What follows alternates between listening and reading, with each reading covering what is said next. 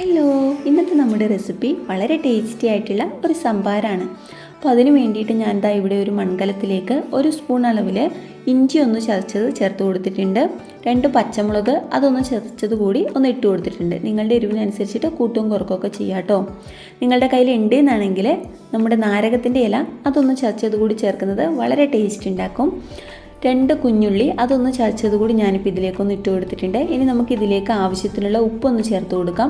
അപ്പോൾ എടുക്കുന്ന തൈരിൻ്റെ പുളിപ്പിനനുസരിച്ചിട്ട് പിന്നീട് നോക്കിയിട്ട് കുറച്ചുകൂടി ഉപ്പ് നമുക്കിതിലേക്ക് ചേർക്കാവുന്നതാണ് ആവശ്യമാണെന്നുണ്ടെങ്കിൽ. 1 ഗ്ലാസ് അളവിൽ നല്ല കട്ട തൈര് കൂടി ഞാനിപ്പോൾ ഇതിലേക്കൊന്ന് ഒഴിച്ചു കൊടുത്തിട്ടുണ്ട്. ചിലർക്ക് കുറച്ച് ലൂസായിട്ടുള്ള സംഭാരമായിരിക്കും ഇഷ്ടം, ചിലർക്ക് കുറച്ച് തിക്കായിട്ടുള്ളതായിരിക്കും ഇഷ്ടം. അപ്പോൾ അതിനനുസരിച്ചിട്ട് വെള്ളം ചേർക്കാം കേട്ടോ. ഞാനിപ്പോൾ ഇവിടെ 1 ഗ്ലാസ് അളവിലാണ് വെള്ളം ചേർത്തിട്ടുള്ളത്.